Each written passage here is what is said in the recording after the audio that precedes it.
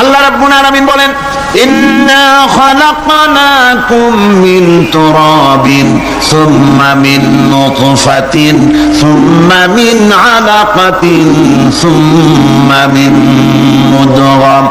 আমি রাব্বুল আলামিন তোমাকে সৃষ্টি করেছি, মাটির উপাদান দিয়ে তৈরি করলাম। মা বাপের পুরুষের স্পার্মটোজন আর মহিলাদের ওভাম দুটোতে মিলে মায়ের গর্ভের ভিতরে নাপাক পানি ফোটাকে জমাট রক্তে পরিণত করে দিলাম। এই জমাট রক্তকে গোশত বানালাম, কচি কচি হাড় দিয়ে একটা বডি, একটা স্ট্রাকচার তৈরি করলাম। তারপরে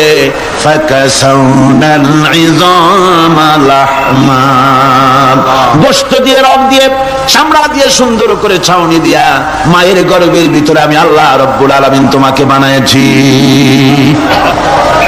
মায়ের পেটের ভিতরে ফি কারারিন মাকিন, একটি সুরক্ষিত জায়গায় তোমাকে আমি রেখে দিলাম, যেখানে কোনো রোগ, কোন জার্ম যেখানে পৌঁছতে পারবে না, কোনো অসুবিধা হবে না, এমন একটা জায়গায়, এমন একটা ইন্টেনসিভ কেয়ার ইউনিটের ভিতরে রেখেছি। সুবহানাল্লাহ, একটা ইন্টেনসিভ কেয়ার ইউনিট যেখানে কোনো রকমের কোনো জার্ম প্রবেশ করে বা করবার কোনো ক্ষমতা নাই কারো।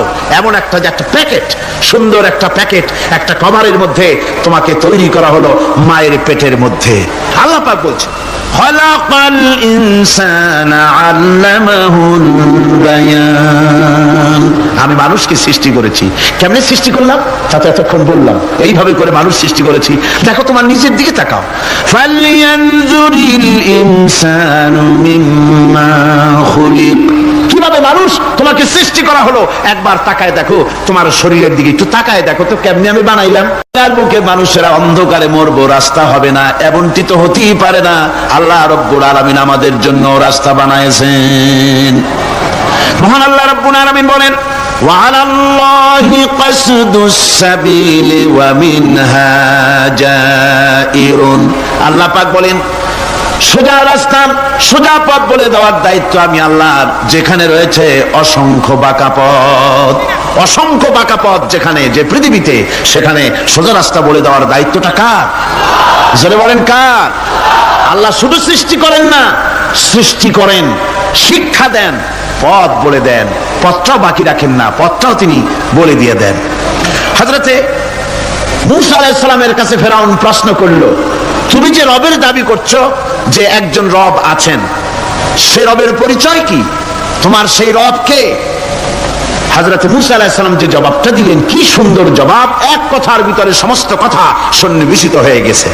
ফিরআউনের প্রশ্নের জবাবে রব কে, এ কথার জবাব দেওয়া যায়, হাজার হাজার পৃষ্ঠা লেখা যায়। রবকে, তার পরিচিতি। আমি যদি এখন শুধু রব শব্দের ব্যাখ্যা করি, তাফসীর করি, রাত শেষ হয়ে যেতে পারে, ইনশাআল্লাহ ব্যাখ্যা দেওয়া যাবে। কিন্তু মূসা আলাইহিস সালাম কি সুন্দর একটা জবাব দিয়া দিলেন। রবকে শোনো, রব্বুনাল্লাযী আ'তা কুল্লা শাইইন খালকাহু সুম্মা হাদা। রব হচ্ছেন সেই, আমার প্রভু হচ্ছেন তিনি, যিনি সমস্ত সৃষ্টিকে, সমস্ত মাখলুকাতকে যিনি সৃষ্টি করেছেন, আর সৃষ্টি করার পর তার চলার জন্য পথ তৈরি করে দিয়েছেন। তিনি হচ্ছেন আল্লাহ পাক, যিনি সৃষ্টি করেন আর পথের দিশা দেন। তিনি হচ্ছেন আল্লাহ পাক, তিনি হচ্ছেন রব। শুধু বানান না, বানাবার পরে তার প্রয়োজনটাও মিটাই দেন। আল্লাহ পাক সেই আল্লাহ বলছেন, খালাকাল ইনসানা আল্লামাহুল বায়ান। তিনি মানুষ সৃষ্টি করেছেন। ফাসাবরুন জামিলুন আসাল্লাহু আইয়াতিয়ানি বিহিম জামিআন ইন্নাহু হুয়াল আলিমুল হাকীম। ফাসাবরুন জামিল, ধৈর্য ধারণ করাই এখন আমার জন্য উত্তম। আমি এখন ধৈর্য ধারণ করব, হয়তো শীঘ্রই আল্লাহ আমার যাদের হারাইছি তাদের সকলকে আল্লাহ আমার কাছে ফিরিয়ে দিবেন। তিনি সুবিজ্ঞ, তিনি প্রচন্ড ক্ষমতার মালিক। আশায় বুক বেঁধে থাকলেন তিনি। আর ইউসুফ আলাইহিস সালাম আজকে প্রেসিডেন্ট। তিনি মিশরের কি, তিনি 11 ভাই গেছে সেইখানে খাবার আনার জন্য। হযরত ইউসুফ আলাইহিস সালামের চিনতে কোনো কষ্ট হয় নাই। ওরা তো চেনে নাই, কিন্তু ইউসুফ আলাইহিস সালাম চিনে ফেলেছেন। হযরত ইউসুফ কোনো প্রতিশোধ নিলেন না। হযরত ইউসুফ পরিচয় দিলেন, আর বললেন ভয় পাইও না, খাদ্য তোমাদেরকে দিয়ে দিব। তোমাদের ব্যাপারে আমার বক্তব্য হচ্ছে লা তাসরিবা আলাইকুমুল ইয়াউম, তোমাদের বিরুদ্ধে আমার কোনো ক্ষোভ নাই, বিদ্বেষ নাই, মাফ করে দিলাম। এই জামাটা নিয়ে যাও, আমার আব্বার জন্য এই জামাটা নিয়ে যাও। জামা নিয়ে যাচ্ছে মিশর থেকে। কোথায় কেনান, কোথায় মিশর? মিশর থেকে ইউসুফ আলাইহিস সালামের জামা নিয়ে ছেলেরা কেনানের দিকে যাচ্ছে, আর এদিকে হযরত ইয়াকুব বলতেছেন আমি যেন আমার নাকের ভিতরে ইউসুফের গন্ধ পেতেছি। সুবহানাল্লাহ। জামা চলে এলো, চোখের উপরে তিনি রাখলেন, আল্লাহ চোখ ভালো করে দিলেন। সুবহানাল্লাহ। ভাইরা আমার, এই জন্য যারা আল্লাহর উপরে ভরসা করে, আল্লাহর ঈমান যাদের মধ্যে এসে যায়, ঈমান বিল্লাহর বড় উপকার হলো সে হতাশ হয় না, যত বড় বিপদ হোক হতাশ হয় না। দেখেন ইউসুফ আলাইহিস সালামকে কেমন করে জুলাইখা ঘেরাও করে ফেলে দিয়েছে, দরজা বন্ধ, তালা বন্ধ, জানালা বন্ধ, সিটকানি মারা, খিল মারা, তালা দেওয়া, বেরোবার কোনো পথ নাই, চতুর্দিকে নগ্ন চিত্র। এবার জুলাইখার কুপ্রবৃত্তিকে চরিতার্থ করতে হবে, খারাপ কাজ করতে হবে, বেরোবার পথ নাই। হযরত ইউসুফ আলাইহিস সালাম তিনি জানেন দরজা সব বন্ধ, পালাবার পথ নাই, কিন্তু আল্লাহ রাব্বুল আলামিনকে তিনি ভয় করলেন। যুবক মানুষ, আল্লাহ রাব্বুল আলামিনকে ভয় করলেন। রব্বুল আলামিনকে ভয় করে তিনি তালাবদ্ধ দরজার দিকে দৌড় মারলেন। রব্বুল আলামিন আপন কুদরতে সবগুলি দরজা খুলে দিলেন। ওয়ামান ইয়াত্তাকিল্লাহা ইয়াজআল লাহু মাখরাজা, যে ব্যক্তি আমারে ভয় করে, আমার পথে চলতে চায়, আমি রাস্তা খুলে দেই। সুবহানাল্লাহ। সুতরাং ইমানে বুক বাঁধো, জওয়ানেরা, তরুণেরা, হতাশ হওয়ার কোনো কারণ নাই, আশায় বুক বেঁধে থাকো। আপনারা বলেন এই পৃথিবীতে ইউনূস আলাইহিস সালাম যে বিপদে পড়ছিলেন, এর চাইতে বড় বিপদ পৃথিবীতে কিছু হতে পারে? আপনাদের চিন্তায় বুঝি পারে? এইদিকে লোকেরা কথাই কয় না, মুখে কি বলেন পারে? এত বড় বিপদ চিন্তাও করা যায়। কোরআনে কারীমের মধ্যে আল্লাহ রাব্বুল আলামিন বলেন ওয়াযান্নুন ইয যাহাবা মুগাদিবান ফাযান্না আন লান নাকদিরা আলাইহি। ইউনূস আলাইহিস সালামকে যখন মাছে গিলে ফেলে দিল, মাছ এবার পানির অতল তলদেশে চলে গেছে। মাছের পেটের ভিতরে দরজা নাই, জানালা নাই, ছিদ্র নাই, পালাবার কোনো পথ নাই। আছে? আছে। ফানাদা ফিল যুলুমাতি আন লা ইলাহা ইল্লা আনতা সুবহানাকা ইন্নী কুনতু মিনাজ জালিমিন। জানেন নাই দোয়া? পড়েন সবাই। লা ইলাহা ইল্লা আনতা সুবহানাকা ইন্নী কুনতু মিনাজ জালিমিন। আয় আল্লাহ, তোমার পবিত্রতা ঘোষণা করতেছি, তুমি ছাড়া কেউ নাই, আমার তো আর বাঁচার উপায় নাই, আমি আমার উপরে জুলুম করেছি, আর তোমার পবিত্রতা ঘোষণা করতেছি। জিকির করতেছেন তিনি মাছের পেটের মধ্যে বসে। আল্লাহ রাব্বুল আলামিন বলেন ইউনূস আলাইহিস সালাম মাছের পেটের ভিতরে বসে যে চিৎকারটা মারলেন, দুনিয়ায় কোনো তার বন্ধু বান্ধবেরা শুনে নাই, কোন রাজা বাদশারা শুনে নাই। মাছের পেটের মধ্যে ফানাদা ফিল যুলুমাত, যুলুমাত হলো জমায় কাসির, এখানে তিনটা অন্ধকার ছিল। কয়টা অন্ধকার? একটা হলো মাছের পেটের অন্ধকার, একটা হলো রাতের অন্ধকার, আর একটা হলো পানির অন্ধকার। ত্রিবিধ অন্ধকারের ভিতর থেকে ইউনূস আলাইহিস সালাম হতাশ হয়ে যান নাই, তিনি চিৎকার মেরে আল্লাহরে ডাক দিলেন। আল্লাহ কয় আমি ডাক শুনছি, কেউ তোমার ডাক শুনে নাই, আমি তোমার আরশের মালিক, আমি আল্লাহ শুনতে পেয়েছি, শুধু শুনি নাই, জবাবও দিয়া দিলাম। ফাস্তাজাবনা লাহু ওয়া নাজ্জাইনাহু মিনাল গাম্মি ওয়া কাযালিকা নুজিল মুমিনিন। পড়েন না সবাই। ফাস্তাজাবনা লাহু ওয়া নাজ্জাইনাহু মিনাল গাম্মি ওয়াকাযালিকা নুজিল মুমিনিন। আমি আল্লাহ পাক বলেন, আমি ইউনূসের ডাক শুনলাম, ডাকের জবাব দিয়া দিলাম, আর মাছের পেটের ভিতরে বেদনার সৃষ্টি করে দিলাম। মাছ এবার ভেসে উঠলো। মাছের আর এখন কোন উপায় নাই বমি করা ছাড়া। মাছ কিনারায় চলে এলো, ইউনূসকে বমি করে ফেলে দিল।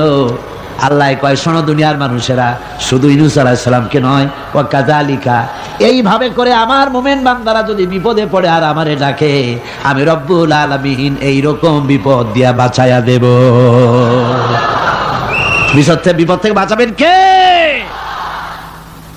সুতরাং গতকালকের মতো আবারও বলি, বিপদ আসতে পরে মুসলমানেরা মাজারে দৌড়ায় বেশি। কন নাউজুবিল্লাহ, জোরে কন নাউজুবিল্লাহ। বিপদ আসে আর মাজারে চলে যায়, যাইয়া সেখানে কাঁদে, মাজারের উপরে মাথা ঘা দিতে থাকে, পয়সা দেয়, মোনাজাত করে, কাঁদতে থাকে, মাজারওয়ালার কাছে বিপদ মুক্তি চায়। নাউজুবিল্লাহ পড়ে, আবারও কন নাউজুবিল্লাহ। বিশ্বাস করুন আমার ভাইরা, বিশ্বাস করুন, আল্লাহর কোরআন আমার হাতে। মাজারওয়ালার কাছে কানলে পরে ওই মাজারে যিনি শুয়ে আছেন, আল্লাহর কসম তার কোনো ক্ষমতা নাই আপনাকে বিপদ থেকে বাঁচাতে পারে। আছে ক্ষমতা? জোরে বলেন আছে? বিপদ থেকে বাঁচাবে কে? কে বাঁচাবে? আল্লাহ। আপনারা টাকা দেন আর ওই টাকাগুলি ওইখানে মাজারে বৈশা জনমের খাওয়া খায় মাজারের পাহারাদার এক শ্রেণীর পান্ডারা। টাকাগুলা মাথায় দেখবেন মাজার কেন্দ্র করে লাল লাল চাদর গায়, তারপরে চট, মাথায় জট, দাড়িতে জট, দাড়িতে জট, আর মোষ। হায় রে মোষ! 6টা টর্চ লাইট দিয়েও যদি আপনি খোঁজেন মুখ তালাশ করে পাবেন না, এত মোষ। সমানে গাঁজা খায় আপনার পয়সা দিয়ে, ধর্মের নামের ব্যবসা করে। যাই দেখেন মাজারগুলো, প্রত্যেকটা মাজারে 5টা 10টা লোক বসা আছে। ঘাট ধরে বের করে দাও আর বলো, মাজারে বসে আছো কেন? মসজিদে যাও। কোথায় যাবে? কোথায় যাবে? মসজিদে। আল্লাহর থামো, আল্লাহর ওলিদের মাজার ঘেরাও করে রেখে দাও, যত্ন করে রেখে দাও। গরু, ছাগল, ভেড়া, হাবিজাবি কিছু যেন যেতে না পারে, যত্ন করে রাখো, সম্মান দিয়ে রাখো। কিন্তু তোমার ওখানে পাহারা দিতে বলছে কে? তুমি ওখানে বসে থাকো কেন? গুড় যেখানে, পিঁপড়া সেখানে। পয়সা দেওয়া বন্ধ করে একটারও পাবেন না ওখানে। ঠিক কিনা কর? সব ধান্দাবাজ পয়সার লোভে ওখানে বসে থাকে, গাঁজা খায়, মদ খায়, নামাজ পড়ে না। আর আপনার টাকা দিয়া খোঁজ নিয়ে দেখেন মাজারের মুতল্লি যত আছে সব বাসের মালিক, ট্রাকের মালিক, কোটি কোটি টাকার ব্যবসা করে। সুতরাং এগুলি ছাড়েন, এ ধান্দাবাজি বন্ধ করুন। মাজারের সাথে কোনো সম্পর্ক নাই। মুসলমানের সম্পর্ক কেবল মসজিদের সাথে। কিসের সাথে? মসজিদের সাথে সম্পর্ক করে। আমার বন্ধুগণ,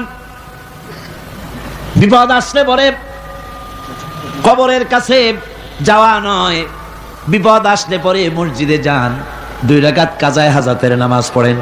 রাসূলুল্লাহ পড়েছেন, কাজায়ে হাজাতের নামাজ পড়েন, সেজদায় পড়ে গিয়ে আল্লাহর কাছে কাঁদেন, আপনার বিপদ আল্লাহ রব্বুল আলামিন দূর করে দিবেন। আরে এমন আল্লাহরে থুইয়া কি যে বলবো, মানুষের যে কি হইছে। আমি সিলেটে দেখেছি শাহজালাল রহমতুল্লাহ আলাইহি, আল্লাহর ওলি, শাহ আমানত আল্লাহর ওলি, শাহ মাখদুম আল্লাহর ওলি। এই ওলিরা কোনোদিন বলে যায় নাই যে আমার মাজারে পাহারা দিয়ে তোমরা টাকা আদায় করো। বলছে কেউ? শাহজালাল রহমতুল্লাহ আলাইহির মিশন কি ছিল আর এই পাগলেরা করে কি? হযরত শাহজালালের তরবারি আজও আছে। আমি তরবারি দেখেছি, দোধারি তরবারি হাতে নিয়ে এসেছেন। এক হাতে ছিল তরবারি আর এক হাতে ছিল আল্লাহর কোরআন। যখন সিলেটে যখন ঢুকলেন গৌর গোবিন্দ তার সব কিছু, তিনি আজান দেওয়ালেন। আজান শোনা মাত্র মূর্তিগুলো কাঁপতে লাগলো। গৌর গোবিন্দের কলজা গলার কাছে চলে আসছে, জিজ্ঞেস করছে ব্যাপারটা কি, এরকম হচ্ছে কেন? জ্যোতিষীরা বলল যবন এসেছে, মেলেচ্ছ এসেছে, আর উপায় নাই। শাহজালাল রহমতুল্লাহ আলাইহে তিনি বসলেন গেটের কাছে, এবার সব পালাচ্ছে। গৌর গোবিন্দ বলল সাপুরিয়াদের ডেকে যে আমারে একটা বাক্সের মধ্যে ভরিয়া সাপ বলে চালাই দিও, আমি সামনে পড়তে চাই না। ভয়তে কলজা গলার কাছে চলে আসছে শুধু আজান শুনে। এরপরে লোক সব চলে যাচ্ছে, উনি দেখতেছেন যাও যাও যাচ্ছে সব। তারপরে ঝুড়িতে করে যাচ্ছে সাপুরিয়ারা, তোমাদের মধ্যে কি সাপ, যাও যাও যাও। এরপরে বড় একটা বাক্স, ওটার মধ্যে কি, কাজে হুজুর আমরা সাপ খেলা দেখি, এর মধ্যে সাপ, নামাও, আমি সাপ খেলা দেখবো, নামাও ওটা। এরপরে বাক্স খুলছে, দেখে যে আসল সাপ বাইর হয়েছে। গৌর গোবিন্দ বলল যে আমার রাজত্ব ছেড়ে দিলাম, আমারে জানে বাঁচা। শাহজালাল রহমতুল্লাহ আলাইহি বললেন আমি তো মারতে আসি নাই, আমি তো হত্যাকাণ্ড করতে আসি নাই, আল্লাহর দ্বীনকে নিয়ে এসেছি। তিনি ক্ষমা করে দিলেন। সেই শাহজালাল রহমতুল্লাহ আলাইহির মাজারে লোকেরা বিভিন্ন জায়গা দিয়ে যায়, বাস ভরে ভরে যায়, যাইয়া চাদরের উপরে যাইয়া মাথা ঘা দিতে থাকে আর কাঁদতে থাকে। কতগুলো গজাল মাছ আছে, বিরাট বিরাট গজাল, গায়ে শ্যাতলা পড়ে গেছে, দেখলে মনে হয় যেন রিটায়ার্ড অফিসার, এরকম মোটা। ওগুলারে মুড়ি খাওয়ায়, কলজা খাওয়ায়। একটা কুয়া আছে, পানি এত ফসা, কয় যে এইটার আর এক মুখ হলো জমজমের সাথে মিশানো। নাউজুবিল্লাহ। হায়রে মানুষ, মুসলমানের আকীদা হয় এত খারাপ, আকীদা বত্তর হয়ে গিয়েছে। এগুলি ধর্মের নামের ব্যবসা, এগুলি জোরে বলেন কি? এই ব্যবসা বন্ধ করতে হবে, এই ব্যবসা বন্ধ করতে হবে। এরা ধর্মের নামে লুটেরা, চাদর দিয়ে, আগরবাতি দিয়ে, মোমবাতি দিয়ে, সেজদা দিয়ে মুশরিক হয়ে যাচ্ছে, ইসলাম থেকে খারিজ হয়ে যাচ্ছে। আমার কাছে রিপোর্ট এসেছে প্রচন্ড ভিড়ে মানুষের কষ্ট হচ্ছে, তো কি করা যাবে? আমি বললাম ভিড়, আর আপনারা যদি ভিড় দেখতে চান তাহলে তো সব লোক দাঁড়ায় যাবে, আপনাদের তো দেখার দরকার নেই। একটু চেপে চেপে বসেন আর জোরে সোরে জিকির করেন লা ইলাহা ইল্লাল্লাহ, লা ইলাহা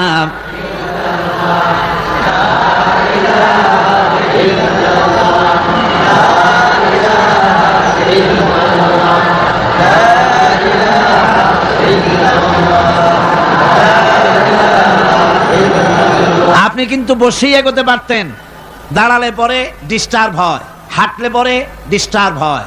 নিজের কপালটারে খারাপ করেন না, এত সুন্দর আল্লাহর কথা শোনা থেকে নিজেকে মাহরুম করতে চেষ্টা করেন না।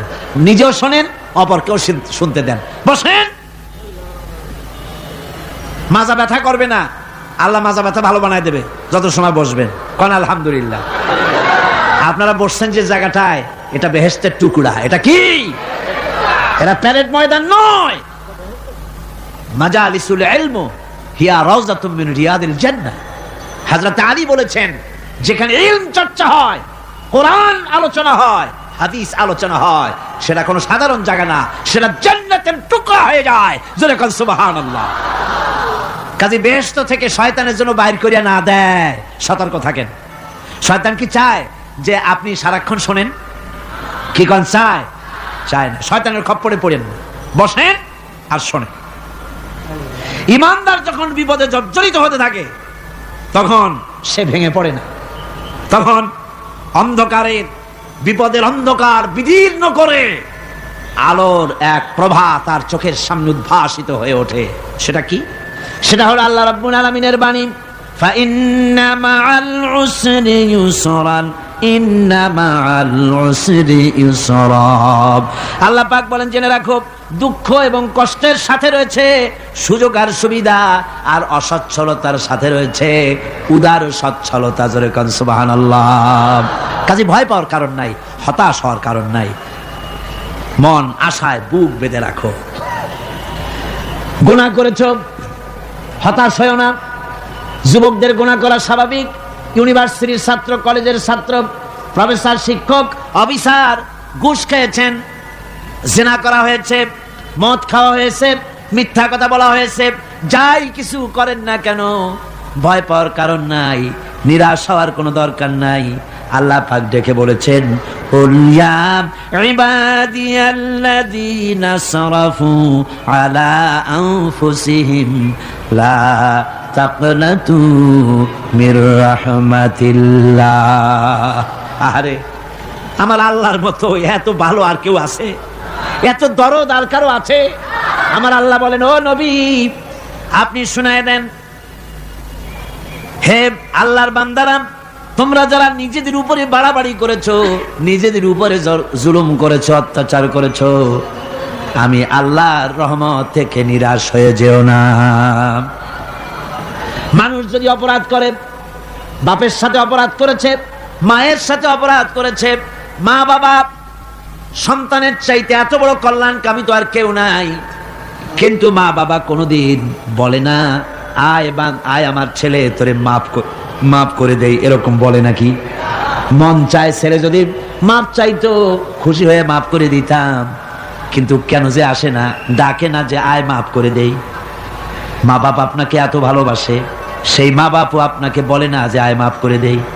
আমার আল্লাহ হচ্ছেন এমন আল্লাহ, আল্লাহ রাব্বুল আলামিন ডাকেন, এ বান্দা খুন করেছিস ফিরে আয়, জিনা করেছিস ফিরে আয়, হত্যা করেছিস ফিরে আয়, চুরি করেছিস ফিরে আয়, কুফরি করেছিস ফিরে আয়, সুদ খেয়েছিস, ঘুষ খেয়েছিস, মদ খেয়েছিস ফিরে আয়, এসে আমার দরবারে চোখের পানি ফেল, আমার দরবারে কাঁদাকাটি কর।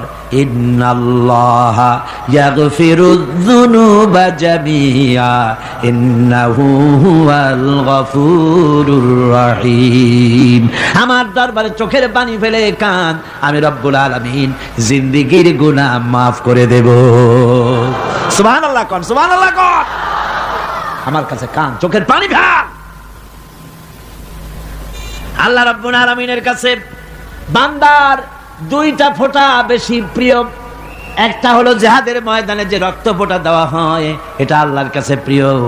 আর আল্লাহর ভয়তে গুনার জন্য লজ্জা করে, অনুশোচনা করে বান্দা যখন চোখের পানি ছেড়ে দেয়, আল্লাহর কাছে এটা অত্যন্ত প্রিয়।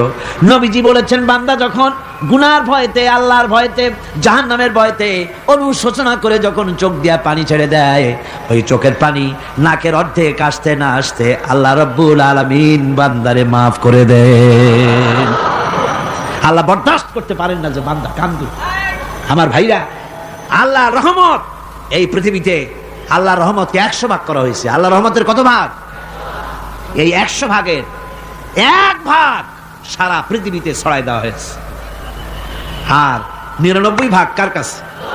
আল্লাহর কাছে।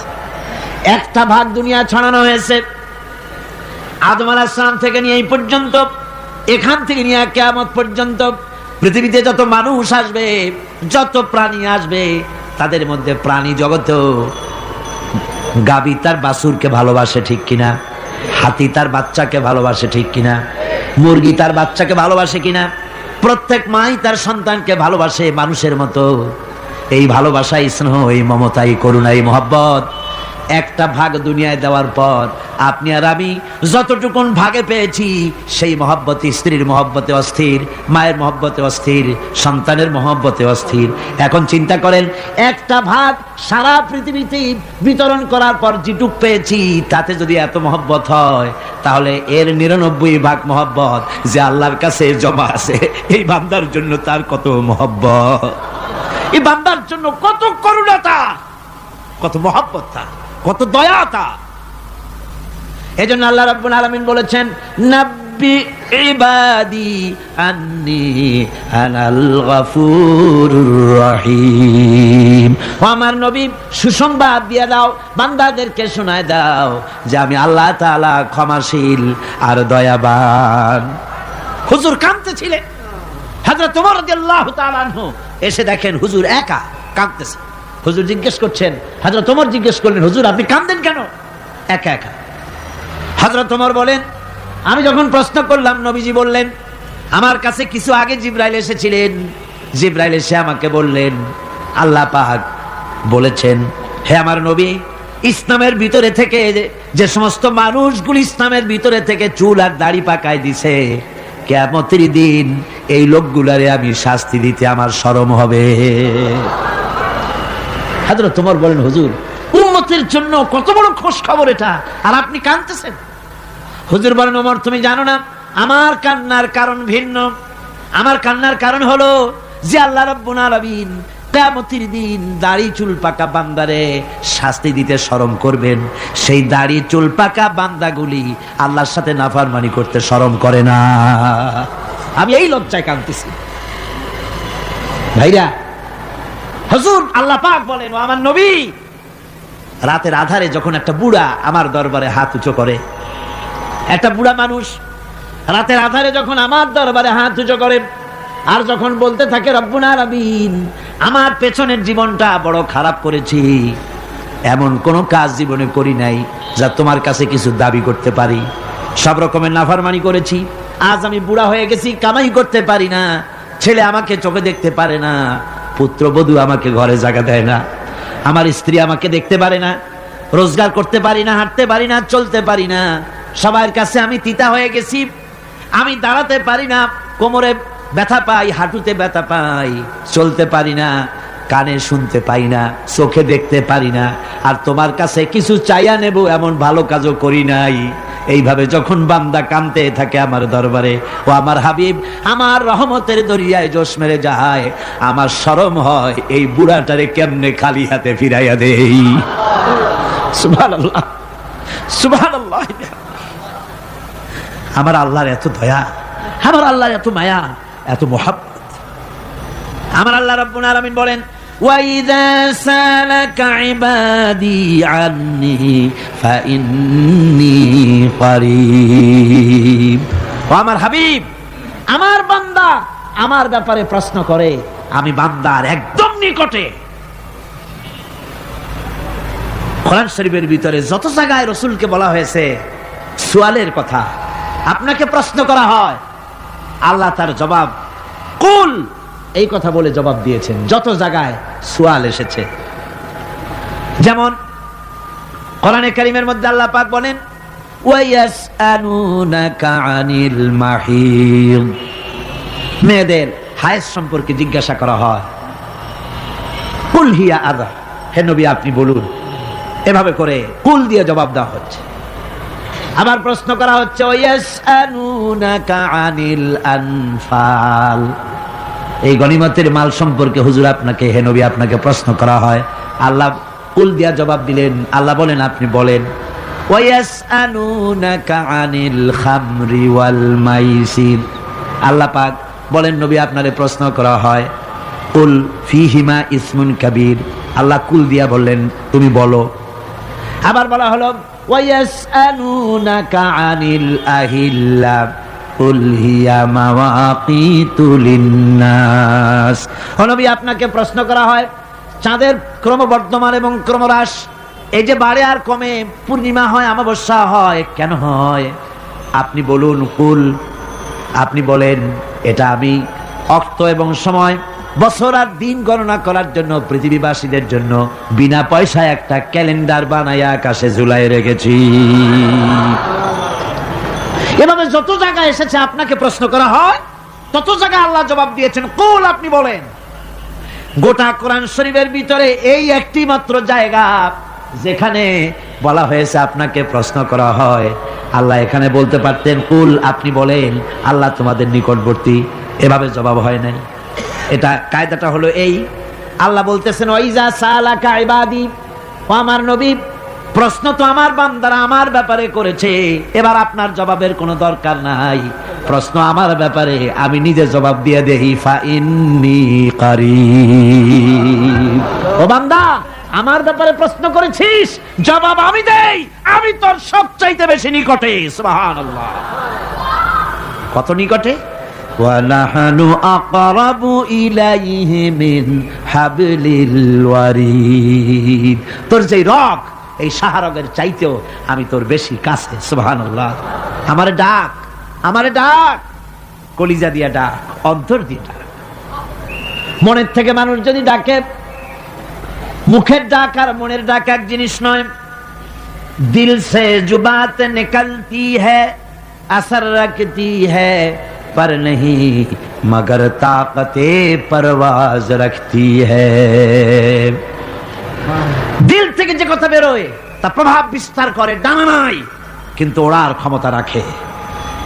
মনের কথাই ভিন্ন, মন থেকে, দিল থেকে, কলিজা থেকে, অন্তরের গভীর কন্দর থেকে মোহাব্বতের সাথে কেউ যদি একবার বলে আল্লাহ, বলেন আল্লাহ, আল্লাহ, আল্লাহ, আল্লাহ রাব্বুল আলামিন বলেন অন্তরের অন্তঃস্থল থেকে একটি বার যদি বান্দা বলেন আল্লাহ, আল্লাহ বলেন 70 বার সাড়া দিয়া জিজ্ঞেস করি, বান্দা কি চাও, আমি তোমার কাছে আছি। সুবহানাল্লাহ, আমি তোর একদম কাছে, কি চাস বল, বল আমার কাছে। এমন দয়াবান, এমন মেহেরবান, এমন আল্লাহ আমাদের। সে আল্লাহ রাব্বুল আলামিন তিনি বলছেন وَقَالَ رَبُّكُمْ ادْعُونِي أَسْتَجِبْ لَكُمْ, তোমাদের রব বলেছেন আমারে ডাকো, আমি আল্লাহ ডাকের সাড়া দিয়া দেব। সুবহানাল্লাহ। কারে ডাকতে হবে? কারে ডাকতে হবে? এই বিশাল জনসমুদ্র একযোগে চিল্লায় এখন কারে ডাকতে হবে? কোন পীর সাহেবকে নয়, আল্লাহর কসম কোন খাজা বাবাকে নয়, ডাকতে হবে কারে? চিল্লায় এখন কারে? ওয়াকালা রাব্বুকুম উদউনি, তোমার রব তোমাকে বলতেছে আমারে ডাকো, আস্তাজিব লাকুম, আমারে ডাকবে আমি সাড়া দিয়ে দেব। সুবহানাল্লাহ। আল্লাহকে ডাকেন, কি চাই আপনার বলেন, কি চাই? আল্লাহর কাছে চান, আল্লাহ দিয়ে দিবে। দেওয়ার জায়গা আল্লাহর কাছে চাইবেন, আল্লাহ দিবেন। দেওয়ার জায়গা, চাওয়ার জায়গা হলো সেজদায় পড়ে যাবেন। আমার ভাইয়েরা জায়গাটা চিনায় দিলাম। মাজারে যাওয়া লাগবে না, কবরে যাওয়া লাগবে না, 2 রাকাত নামাজ পড়ে সেজদায় পড়ে গিয়া যত বিপদ আছে, মুসিবত আছে, সেজদার মধ্যে চোখের পানি ছেড়ে দেন আর কেন্দে কেন্দে জীবনের কথা বলেন। আল্লাহ রাব্বুল আলামিন আপনার আওয়াজ শুনবেন আর দোয়া কবুল করে নেবেন। কাঁদতে হবে আল্লাহর কাছে। কার কাছে? আল্লাহর কাছে। সুম্মা ইস্তাগফিরুল্লাহ, আর এরপরে সে যদি আমি আল্লাহর কাছে ক্ষমা চাই, ইয়াজিদিল্লাহ গফুরার রহিমা, সে আমি আল্লাহকে গফুর এবং রহিম হিসাবে পাবে। সুবহানাল্লাহ। আল্লাহকে গফুর এবং রহিম হিসাবে পাওয়া যাবে।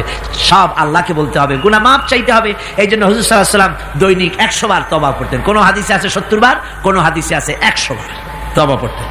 নামাজের পরে তো প্রত্যেক নামাজই পড়তেন হুজুর, সালাম ফিরাতেন আর সাথে সাথে বলতেন আল্লাহু আকবার, আস্তাগফিরুল্লাহ, আস্তাগফিরুল্লাহ, আস্তাগফিরুল্লাহ। মনে থাকবে আপনাদের?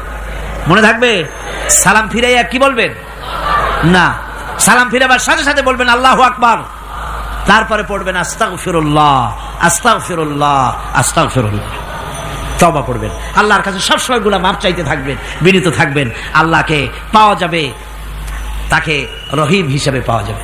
সুতরাং ঈমান বিল্লাহ, আল্লাহর প্রতি ঈমান আনলে পরে 4র্থ নম্বরের যে উপকারটা হবে সেটা হলো হতাশায় ভুগবে না, নিরাশায় ভুগবে না, আশায় বুক বেঁধে উঠবে, ঈমান মজবুত হবে, আল্লাহর কাছে মানুষ বিনয়ী হয়ে যাবে। এবার 5ম নম্বরের উপকার আমি বলছিলাম, ঈমান বিল্লাহ, আল্লাহর প্রতি ঈমান আনলে পরে অসংখ্য উপকার হয়, অসংখ্য বৈশিষ্ট্য আছে। এর 6টা উপকারের কথা আমি বলবো। কয়টা?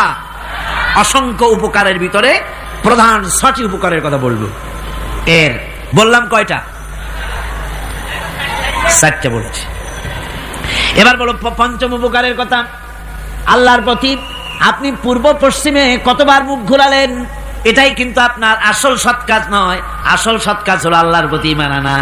এই ঈমানের ব্যাপারে 3টা দিন আমরা পার করে দিলাম, এখনো কথা শেষ হয় নাই। আল্লাহর প্রতি ঈমান আনলে পরে যে উপকারটা হবে 5ম নম্বরে, সেটা হলো কঠোর এবং কঠিন বিপদের ভিতরে বান্দার ভিতরে অবিচলতা এবং ধৈর্যের সৃষ্টি হয়ে যাবে। আলহামদুলিল্লাহ। কঠিন বিপদ মুসিবত আসলে পরে সে অবিচল থাকবে। সারা দুনিয়ার বিপদ আপদ, শত্রুতা, দুঃখ, কষ্ট, মুসিবত, জুলুম, নির্যাতন সবকিছু পাহাড়ের মতো উঁচু হয়ে তাকে ঘিরে ফেলবে, কিন্তু তাকে এক চুলও নাড়াতে পারবে না। আলহামদুলিল্লাহ। সারা পৃথিবী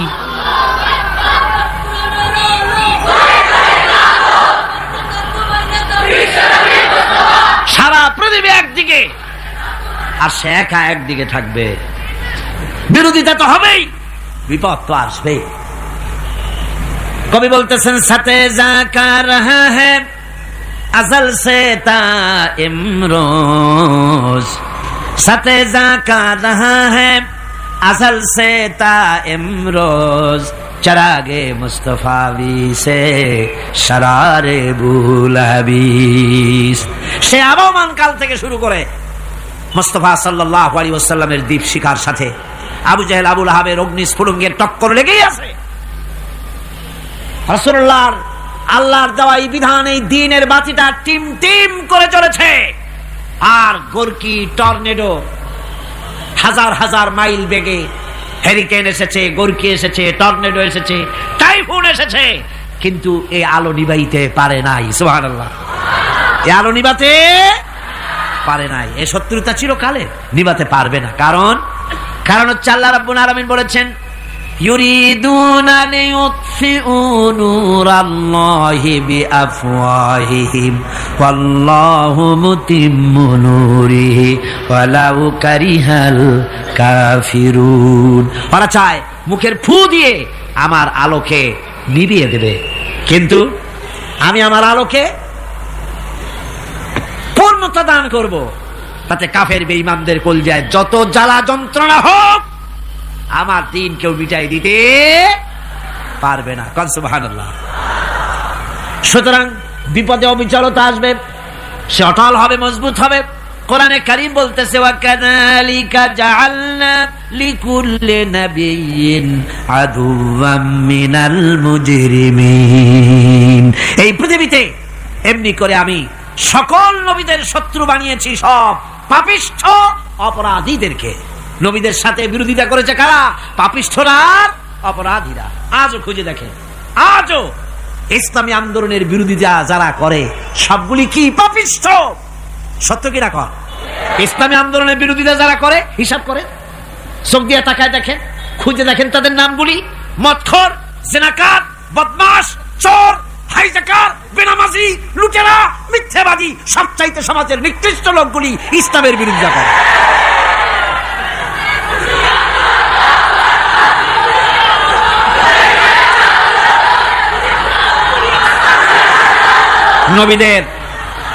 নবীদের শত্রু আল্লাহ বলেন সব যুগে নবীদের সাথে শত্রুতা করেছে পাপিষ্ঠরা। আল্লাহর কথা, কার কথা? সকল যুগে নবীদের সাথে শত্রুতা করেছে পাপিষ্ঠরা, নিকৃষ্ট ধরনের অপরাধীরা। সুতরাং নবী রাসূলদের অবস্থা যখন এই, তখন দ্বীনের দাওয়াত যারাই দেবে তাদের কিসমত এরকম হবেই। এই বাধার মোকাবেলা তাদেরও করতে হবে। ঈমান আনার জন্য আল্লাহর প্রতি মানুষ ঈমান আনলে পরে 2 নম্বরে যে উপকারটা হয় সেটা হলো মানুষের ভিতর থেকে অহংকার দূর হয়ে যায়। অহংকার থাকে না। যে ব্যক্তি ঈমান বিল্লাহ যার ভিতরে ঢুকে যায়, আল্লাহর ঈমান পরিপূর্ণরূপে এসে যদি যায়, তাহলে তার ভিতরে অহংকার থাকে না। কেন থাকে না?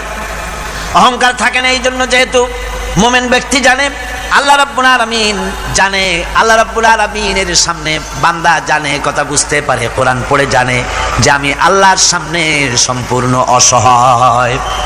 অসহায় যে যার কিচ্ছু নাই, সে কি অহংকার করতে পারে? অর্থ নাই, বিত্ত নাই, কিছু নাই, সে কি অহংকার করে?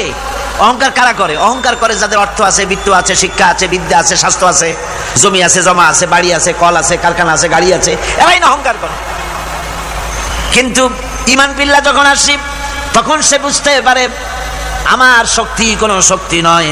ওয়া হুয়াল কাহিরু ফাওকা ইবাদি। সমস্ত আল্লাহ রাব্বুল আলামিন বলছেন সমস্ত বান্দার উপরে কর্তৃত্ব হচ্ছে আল্লাহ পাকের। আল্লাহর কর্তৃত্ব থেকে বেরিয়ে আসার ক্ষমতা কারো নাই। সবচাইতে শ্রেষ্ঠ শক্তি কার? আল্লাহ পাক। ওই আল্লাহ রাব্বুল আলামিন বলেছেন, চ্যালেঞ্জ করেছেন, যদি সম্ভব করতে পারো, অহংকার করতেছো, বড়াই করতেছো, যদি সম্ভব করতে পারো আমার জমিন থেকে বেরিয়ে যাও। যদি সম্ভব করতে পারো, অহংকার তো খুব করো, বাস করো আমার জমিনের উপরে, খাও আমার ফসল, জীবন আমি দিলাম, চক্ষু আমি দিলাম, আমার চোখ দিয়ে দেখো, আমার দেওয়া কান দিয়ে শোনো, আমার দেওয়া বিবেক দিয়া চিন্তা করো, সব তো আমি দিয়েছি, তারপরেও যদি অহংকার করো। ইয়া মাশারাল জিন্নি ওয়াল ইনসি ইন ইসতাতাতুম আন তানফুযু মিন আকতারিস সামাওয়াতি ওয়াল আরদ ফানফুযু লা তানফুযুনা ইল্লা বিসুলতান। হে পৃথিবীর মানুষেরা, হে পৃথিবীর জিনেরা, ইয়া মাশারাল জিন ওয়াল ইনস, হে পৃথিবীর মানুষ, মনুষ্য জাতি এবং জিন, যদি সম্ভব করতে পারো তাহলে আমার ইহাতা থেকে, আমার জমিন থেকে, আমার জমিনের উপর থেকে বেরিয়ে যাও। এমন দেশে যাও যেখানে আমার সূর্য নাই, যেখানে আমার চন্দ্র নাই, যেখানে আমার আলো নাই, যেখানে আমার বাতাস নাই, অক্সিজেন নাই, আমার পানি নাই, এমন কোন জায়গা যদি পাও বেরিয়ে চলে যাও। যাওয়া যাবে? আর যারা জবাব দিলেন না তারা পারবেন বুঝি? যাওয়া যাবে। আল্লাহ পাক বলছেন ফানফুযু লা তানফুযুনা ইল্লা বিসুলতান। আমার রাজত্ব থেকে, আমার ইহাতা থেকে, আমার পরিমণ্ডল থেকে, আমার কর্তৃত্ব থেকে বেরিয়ে যাওয়ার কোনো পথ নাই। কেউ বেরিয়ে যেতে পারবে না। আকাশ দিয়ে, জমিন দিয়ে পরিবেষ্টন করে রেখেছি, পালাবার উপায় নাই, ভাগবার জায়গা নাই। এই কথা মুমিন যখন পড়ে আস্তে করে মাথা নিচু হয়ে আসে, আমি কত দুর্বল আমার মহান আল্লাহর সামনে। সুবহানাল্লাহ। এই জন্য আমি বলি, কিসের বড়াই করবেন? কিসের বড়াই? বিদ্যার বড়াই। কতটা বিদ্যা অর্জন করেছেন? কতটুকু শিখেছেন? আপনার থেকে আরো অনেক শিক্ষাবিদ রয়েছেন, আবার তার থেকে আরো অনেক শিক্ষাবিদ রয়েছেন, কতটুকু শিখেছেন? এখনো ছাত্র, অনেক কিছু আছে যা আপনি আজও জানতে পারেন নাই। সারা জীবন আমরা তালিবে ইলম, সারা জীবন আমরা ছাত্র। মুহাদ্দিস হন, মুফাসসির হন, প্রফেসর হন, প্রিন্সিপাল হন, যেই হন না কেন, চিকিৎসাবিদ, চিকিৎসা বিজ্ঞানী, রাষ্ট্রবিজ্ঞানী, দার্শনিক, যেই হোক না কেন, সব ছাত্র। সব কি? ছাত্র।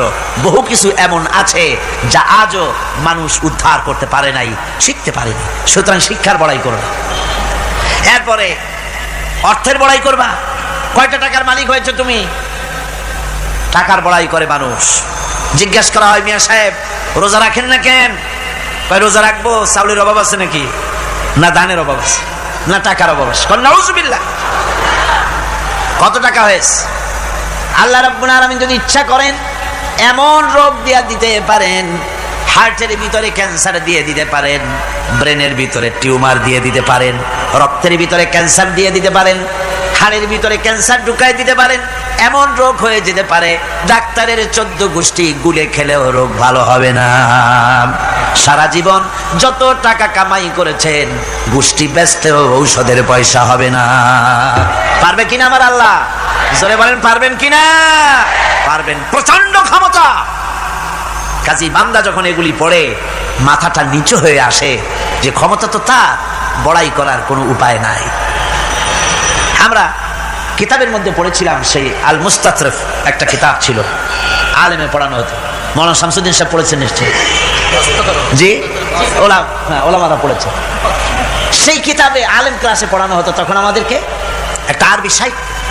ওই আরবি সাহিত্যের ভিতরে পড়েছিলাম, সেখানে এক জমিদার বিবাহ করছে, তারপরে তার নবপরিণীতা স্ত্রীকে নিয়ে খেতে বসেছে। এমন সময় এক ভিক্ষুক এসেছে। জমিদার রাগ হয়ে দরজার কাছে দিয়ে বেচারাকে ধমক দিয়ে বের করে দিয়েছে, ভিক্ষা নেওয়ার আর তুমি সময় পাও না, আমি বিয়ে করেছি, নতুন বউ নিয়ে খাইতে বসছি, বেরো এখান। গলায় ধাক্কা দিয়া ফালাইয়া তারপরে তাড়াই দিচ্ছে। বাস কয়েক বছর পর এই জমিদারের জমিদারি গেল, টাকা গেল, পয়সা গেল, সব শেষ। বউ পুষবে এমন পয়সাও নাই। বউ তার থেকে বিচ্ছিন্ন হয়ে গেল, বউকে তালাক দিয়ে দিল। দীর্ঘদিন পর এই স্ত্রী বিবাহের একটা প্রস্তাব এলো আর এক জমিদারের সাথে, আর এক এলাকার নতুন এক জমিদার হয়েছে, তার সঙ্গে বিবাহের প্রস্তাব এলো।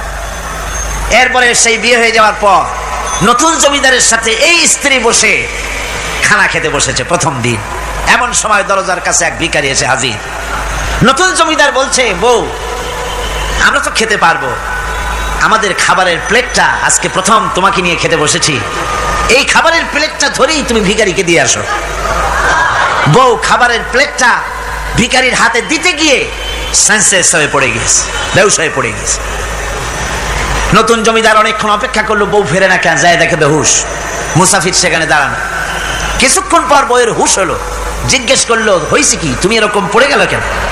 এই মুসাফিরকে দেখে বউ বলতেছে, আল্লাহর কসম, তুমি যখন আমাকে প্লেট ভরা খাবার দিয়ে পাঠাই দিলা ভিক্ষুককে দেওয়ার জন্যে, যারে ভিক্ষা দিতে গেলাম, আল্লাহর কসম করে বলি এ হচ্ছে আমার সেই প্রথম স্বামী।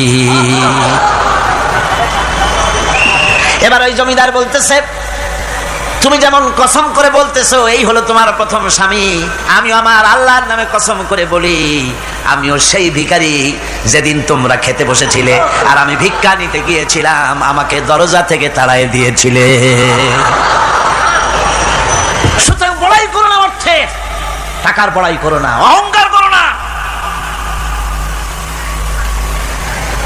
স্বাস্থ্যের বড়াই করো না,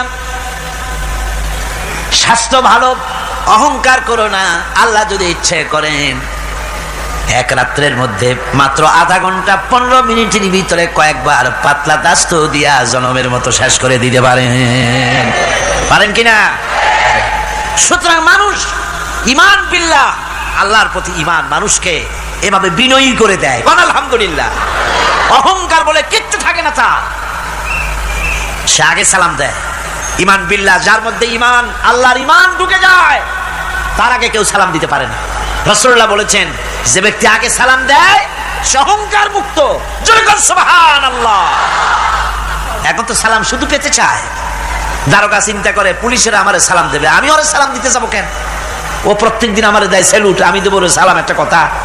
এসপি মনে করে ইন্সপেক্টররা আমারে সালাম দিবে, আইজি মনে করে এসপিরা আমারে সালাম দিবে, প্রেসিডেন্ট মনে করে মন্ত্রীরা আমারে সালাম দিবে, হুজুররা মনে করে মুরিদরা আমারে আগে সালাম দিবে। না, এটা সুন্নাতের খেলাফ। রাসূলুল্লাহর আগে কেউ সালাম দিতে পারে নাই। জোরে কোন সুবহানাল্লাহ। আগে সালাম দাও।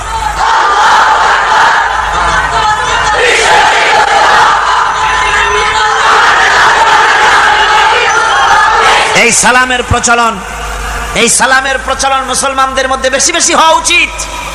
আপনারা সালামের প্রচলন চালু করে দিবেন, বেশি করে চালু করবেন। বউরে সালাম দিবেন, বউ আপনাকে দেবে। ঘরের মধ্যে ঢুকবেন, ঢুকেই বলবেন আসসালামু আলাইকুম ওয়া রাহমাতুল্লাহি ওয়া বারাকাতুহু।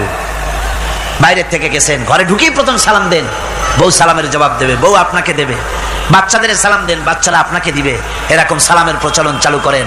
রাসূলুল্লাহ বলেছেন, মানে একটা গাছের আড়ালে এই সালাম হলো, লোকটা গাছের আড়ালে চলে গেছে, আবার দেখা হয়েছে, আবার সালাম দেয়। এখন এই সালাম কমে গেছে, এখন সালামের পরিবর্তে অনেক কিছু হয়েছে। সালাম দেয়, তার জবাবও দেয় না। যদি বলে কেউ গরিব মানুষ সালাম দিয়েছে বড় লোক করে, আসসালামু আলাইকুম, ওয়ালাইকুম আসসালাম বলতে চায় না, একটু মাথা নাড়ে। তারপরে জিজ্ঞেস করে, স্যার কেমন আছেন? এই যাচ্ছে, কেটে যাচ্ছে। কি কেটে যাচ্ছে? তোমার কল্লা? আলহামদুলিল্লাহ বলতে পারো না? অধিকাংশ ক্ষেত্রে যদি জিজ্ঞেস করেন কেমন আছেন, এই যাচ্ছে, কেটে যাচ্ছে। আপনার যত অসুখ হোক আগে বলেন আলহামদুলিল্লাহ, তারপরে অসুখের কথা বলেন। আপনার যদি কোনো অসুবিধা থাকে আগে আলহামদুলিল্লাহ কন, তারপরে অসুখের কথা কন। হযরত সুফিয়ান সাউরি রাহমাতুল্লাহ আলাইহি আল্লাহর একজন জবরদস্ত ওলি ছিলেন। একবার তার সামনে এক মুরিদ এসেছে, মাথায় একটা বড় রুমাল খিসা বান্দা। জিজ্ঞেস করলেন, মিয়া তোমার এই মাথাটা এরকম বান্দা কেন? কাজে হুজুর মাথার যন্ত্রণায় অস্থির হয়ে গেছি, সেই জন্য মাথাটা বাঁধে রাখছে। এরকম ব্যথা কয়দিন হয়েছে? কয়দিন? আর সবসময় হয় না, বছরে 2-1 হইলেও পারে, না হইলেও পারে। বলে বছরে 2-1 মাথা ব্যথা হয়, সেই ব্যথাটা দড়ি দিয়া বান্ধা মানুষকে দেখাইলা যে আমার ব্যথা হয়েছে, অসুবিধাটা দেখালে। আর যতদিন ভালো ছিলে ওইটার প্রমাণ স্বরূপ মাথায় কি বান্ধা মানুষকে দেখাইছো। সুতরাং শুকরিয়া আদায় করো সব সময়। আলহামদুলিল্লাহ আলা কুল্লি হাল, সব অবস্থা আমি ভালো আছি, আমার থেকে আরো অনেক খারাপ আছে। সুতরাং সালামের প্রচলন তারাই করে বেশি যারা বিনয়ী হয়, অহংকার যাদের মধ্যে জায়গা পায় না। অহংকার পাবে কি করে? বান্দা কোরআন থেকে জেনেছে ওয়াল্লাহুল গানিয়্যু ওয়া আনতুমুল ফুকারা। আল্লাহ রাব্বুল আলামিন বলেন তোমরা হলে সবাই ফকির, তোমরা হলে সব মুখাপেক্ষী, আর একমাত্র আল্লাহ রাব্বুল আলামিন বেনিয়াস। আল্লাহই শুধু বেনিয়াস, আর সব কি মুখাপেক্ষী। কার কাছে? আল্লাহর কাছে। এই জন্য বিনয়ী হতে হবে। এই যে জমিনটা বাস করি, জমিনটা কার? চিল্লায় কোন কার? লিল্লাহি মা ফিস সামাওয়াতি ওয়া মা ফিল আরদ। আকাশ ও তার, জমিনও।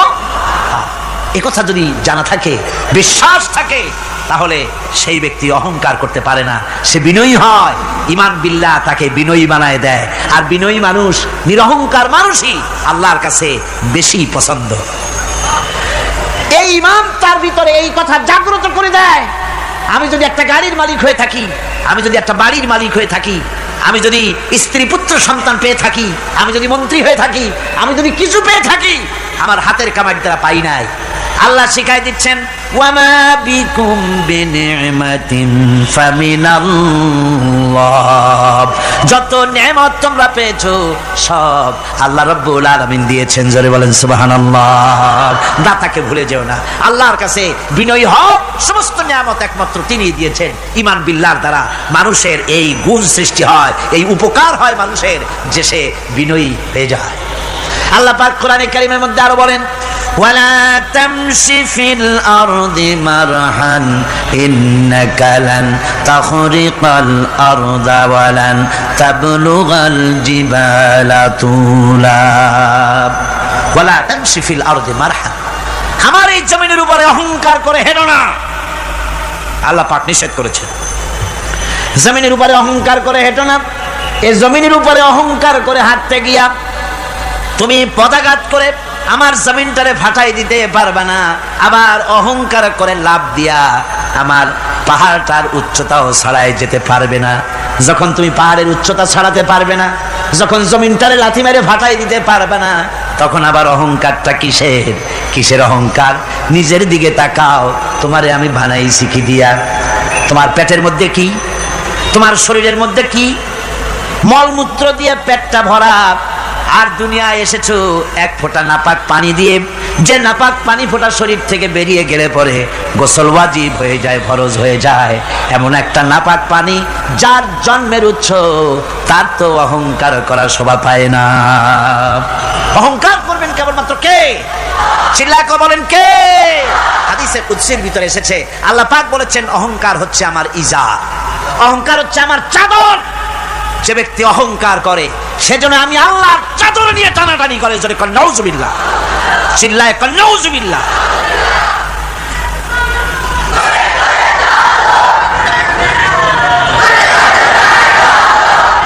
আমার বন্ধুগণ,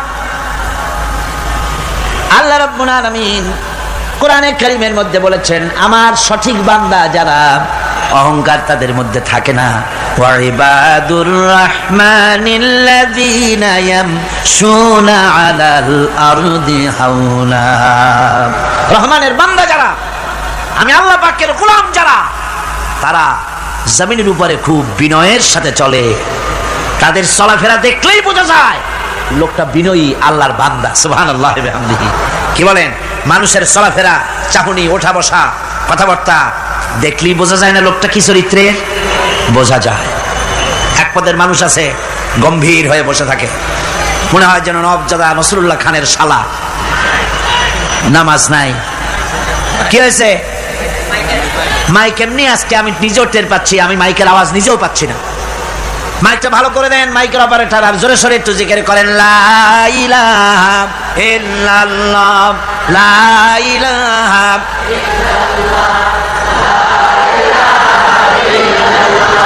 লা ইলাহা।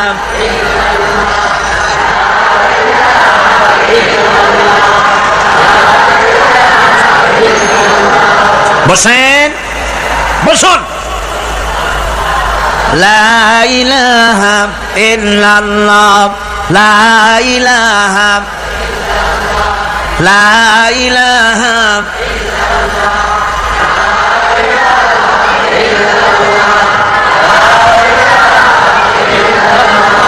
লা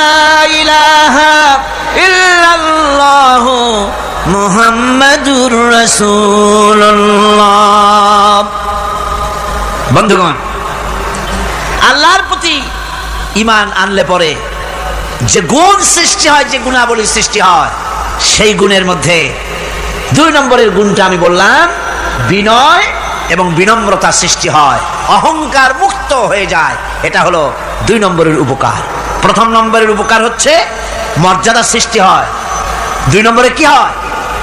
অহংকার মুক্ত হয়ে যায়। আল্লাহ রাব্বুল আলামিনের উপর ঈমান আনলে পরে, ঈমান বিল্লাহ যখন এসে যায় ভিতরে, আল্লাহর প্রতি যখন ঈমান পরিপূর্ণতা লাভ করে, তখন তার 3 নম্বরের উপকার যেটা হয় সেটা হলো সে নির্ভীক হয়ে যায়, তার মধ্যে বীরত্বের সৃষ্টি হয়। জোরে বলেন আলহামদুলিল্লাহ। ঈমানদার লোক কোনোদিন কাপুরুষ হয় না, ঈমানদার লোক কাপুরুষ হয় না, বীর পুরুষ হয়। আর পৃথিবীতে কাপুরুষরা কোনো ইতিহাস সৃষ্টি করতে পারে না। বীর পুরুষ জীবনে মরে একবার, আর কাপুরুষ মরে জীবনে বারবার। পাতিশিয়ালের ডাক শুনে চিত হয়ে পড়ে, ট্রাকের টায়ার পাংচার হয়েছে, আওয়াজ শুনে হার্ট ফেল করে। এই হলো যারা নাকি ঈমানের দিক থেকে দুর্বল, তাদের এই অবস্থা। আর ঈমানদার যারা, তারা বোমার আওয়াজ শুনে পালায় না, বরং আহত সিংহের মতো আওয়াজ যেদিকে হয়েছে সেদিকে ছোটে গিয়ে দেখে তার কোনো ভাই আহত হয়েছে কিনা।